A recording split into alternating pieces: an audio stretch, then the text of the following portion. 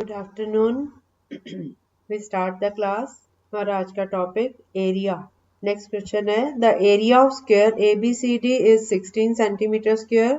Find the area of the square joining the mid points of the sides. हाँ, हमारा question है the area of square ABCD। ABCD एक figure है square shape में। इसका area है 16 centimetre square. Find the area of the square joining the mid points of the sides. अगर हम सारी साइड्स के मिड पॉइंट लेके अंदर उनको आपस में ज्वाइन करते हैं तो अंदर भी एक स्क्वायर बन जाएगा, उसका एरिया निकालना है। क्वेश्चन है area of square ABCD is 16 centimetre square. Find the area of the square joining the mid points of the sides. नहीं, 4 तो नहीं आ रहा, कैसे निकालना 4? हाँ हाँ, तो 4 हो गए ना ऐसे। इसमें बेटा आपने फॉर्मूला लगाना है कि अगर हम जैसे हमारे पास ये मिड पॉइंट्स है ना, तो ये ट्रायंगल 4 ट्रायंगल्स बन गए आसपास। मतलब ये एक स्क्वायर है ना, उसके अंदर रोम्बस शेप में एक स्क्वायर और है ना। तो जो कॉर्नर्स हैं उसके तिकोने तिकोने कॉर्नर्स रह गए ना, उनका एरिया निकाल लो। एक का निकाल लो, उसको 4 से मल्टीप्लाई कर दो। जैसे हमने ABCD है स्क्वायर, उसके मिड पॉइंट्स ले लिए PQRS, इनको ज्वाइन कर दिया तो PQRS एक स्क्वायर है जो स्क्वायर के अंदर है ABCD के। तो इसके जो चारों कोने हैं वो कटे हुए हो गए ना, SDR और RCQ, QBP, PAS, ये सारे ट्रायंगल्स इक्वल इक्वल 4 ट्रायंगल्स बन गए। अब ये 90 डिग्री का एंगल है ना, स्क्वायर है, तो अब मिड पॉइंट्स लिए हुए हैं, तो अगर एरिया इसका 16 सेंटीमीटर स्क्वायर है तो स्क्वायर रूट लेके साइड निकाल लो 4। ये साइड इनटू साइड होता है ना एरिया का फॉर्मूला, तो स्क्वायर रूट निकाल के 4 सेंटीमीटर साइड आ गई। और 4 का आधा कितना होता है? 2। इसकी हाइट भी 2 हो गई, बेस भी 2 है। ट्रायंगल का area half into base into height, half into 2 into 2, तो ये आ गया 2 सेंटीमीटर स्क्वायर। अब 2 सेंटीमीटर स्क्वायर एक ट्रायंगल का एरिया है, ऐसे 4 हैं तो 2 इंटू 4 8 हो गया इसका। तो टोटल 16 था, 16 में से 8 माइनस करो, 8 सेंटीमीटर स्क्वायर। ठीक है, अगला क्वेश्चन करें। अगला क्वेश्चन है the base of a parallelogram is thrice its height. If the area is 867 centimetre square, find the base and height of the parallelogram. Yes, simply आपका क्या आया? सिंपली सुनाई नहीं दिया, आपने क्या कहा? आ गई ना? हाँ, यस, वेरी गुड। अगला क्वेश्चन करते हैं।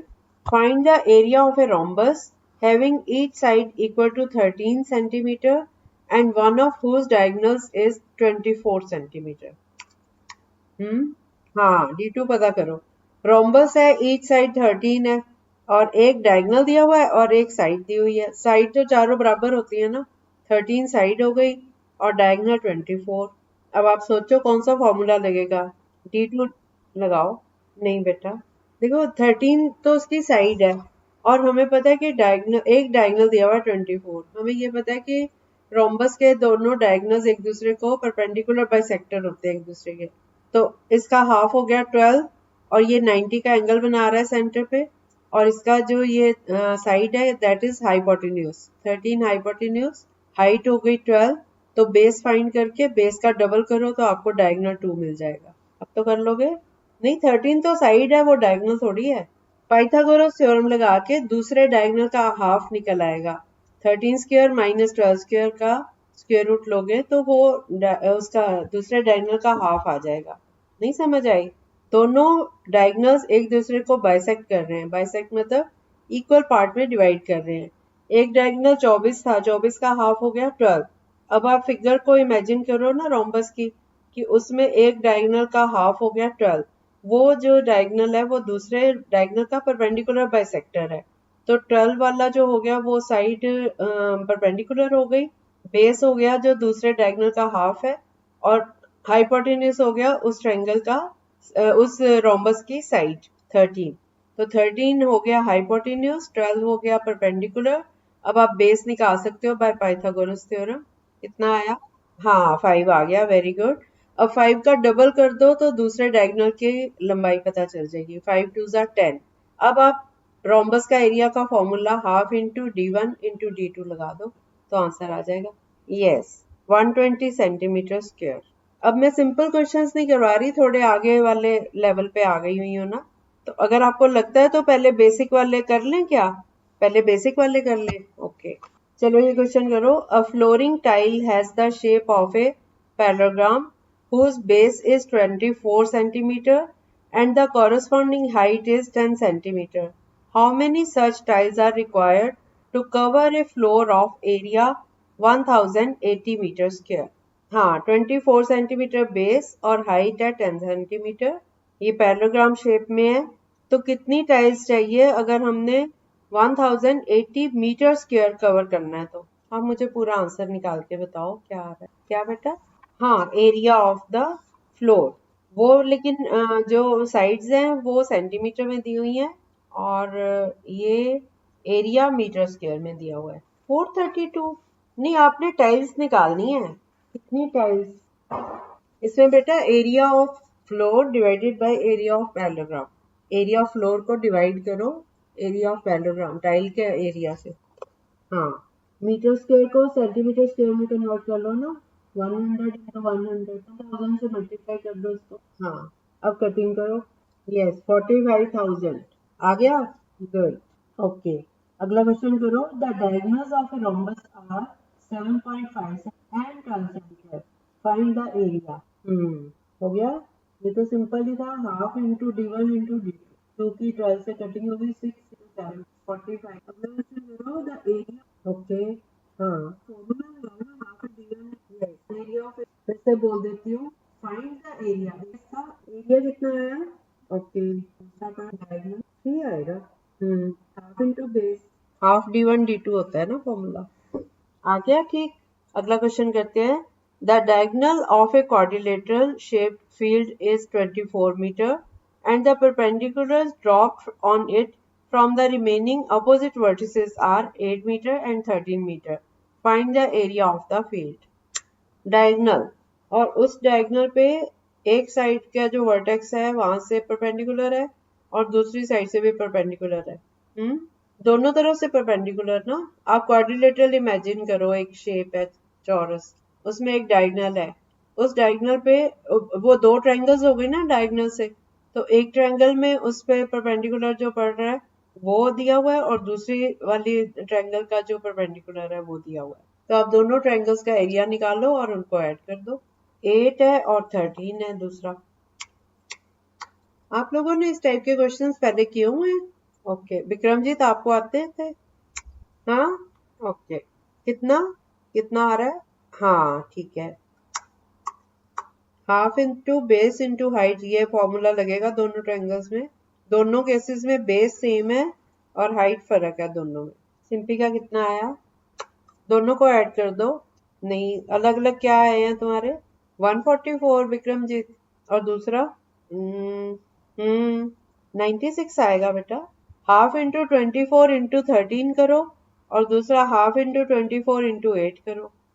एक 96 आएगा और एक 156। 2 की 24 से कटिंग करो, 12 आ गया। 12 इंटू 8 96, 12 इंटू 13 156, दोनों को ऐड करो 250। ठीक है, नेक्स्ट क्वेश्चन करो।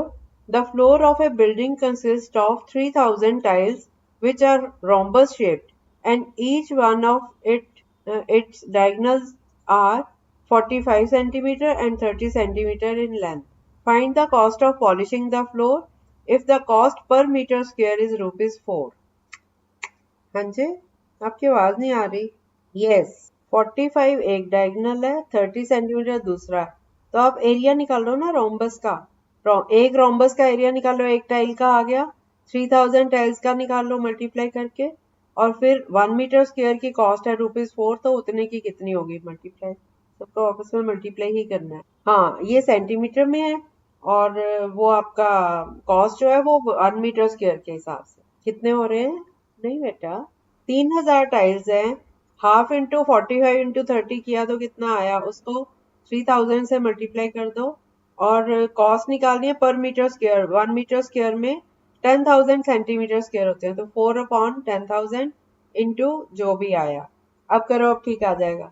810 रुपीज आएगा।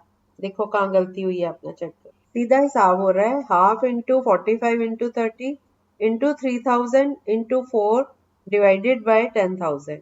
अब करो कटिंग। हाँ, अब ठीक आया। आ गया विक्रमजीत आपका भी? Okay, very good. Next question करो। Find the area of a rhombus each side of which measures 20 centimeter and one of whose diagonals is 24 centimeter। क्या बेटा? 240। 240 कैसे निकाला आपने? एक साइड दी हुई है रोम्बस की और एक डायगोनल दिया हुआ है। अभी तो करवाया था एक क्वेश्चन ऐसा। हाँ, अब करो। 312 तो नहीं आ रहा। कैसे किया आपने? एक साइड 20 ली, वो हाइपोटेन्यूज हो गया, डायगोनल का हाफ किया 12, वो हो गया उसका परपेंडिकुलर। तो 10 स्क्वायर में से सॉरी 20 स्क्वायर में से 12 स्क्वायर माइनस करो और उसका स्क्वायर रूट लो, वो थर्ड साइड वो बेस आ जाएगा। फिर बेस का डबल करो तो आपको डायगोनल 2 मिल गया। ऐसे करना था, इसको भूल गए? अब ठीक कर लो। 20 स्क्वायर में से 12 स्क्वायर माइनस करो और जो आएगा उसको फिर उसका हाफ करो, सॉरी डबल करो और फिर half into D1 into D2 ये फॉर्मूला लगाओ। Half into D1 into D2 half into 16 into 12। एक मिनट, ये आपने रोम्बस बनाया, उसमें 20 सेंटीमीटर ली एक साइड है ना, 20 का स्क्वायर हो गया 400, उसमें से माइनस किया आपने 12 स्क्वायर 144, तो ये 256 आ गया। 256 का स्क्वायर रूट लो तो 16, तो हाफ 16 का डबल करोगे ना बेटा? 16 का डबल करना था। ये तो D2 का हाफ आया ना, तो half into 32, half into 32 into 24। इसकी कटिंग करी तो 32 इंटू 12 384 आना चाहिए। बेटा जब आपने रोम्बस बनाया है ना, रोम्बस में एक डायगोनल का आधा लिया, तो जब आपने पाइथागोरस थ्योरम लगाई तो दूसरे डायगोनल का हाफ मिला ना आपको 16। अब 16 का डबल करोगे 32, पूरा डायगोनल D2 आ गया। D1 था दिया हुआ हमें 24, D2 निकाला 32, तो half into D1 into D2 ये फॉर्मूला लगाओ, हाफ इंटू 32 इंटू 24। अब 2 की 24 से कटिंग करके 12, 12 को 32 से मल्टीप्लाई करो तो 384 सेंटीमीटर स्क्वायर ये आया आंसर। हाँ, वो आधा डायगोनल आया ना, क्योंकि आपने जो फिगर बनाई है रोम्बस उसमें डायगोनल्स एक दूसरे को बाइसेक्ट कर रहे हैं, तो आपने उसमें से आधा डायगोनल निकाला है ना अभी। तो डायगोनल पूरा D2 तो पूरा डायगोनल निकलेगा ना, उसका डबल करोगे, 16 का डबल करोगे 32 हो जाएगा ना। 16 तो पहले आया है वो पाइथागोरस थ्योरम से, तो वो आधे डायगोनल के बराबर है ना वो, तो उसका डबल करना था। हाँ ठीक है, ठीक है, चलो कल और प्रैक्टिस करेंगे इसकी मंडे को। Okay, bye bye.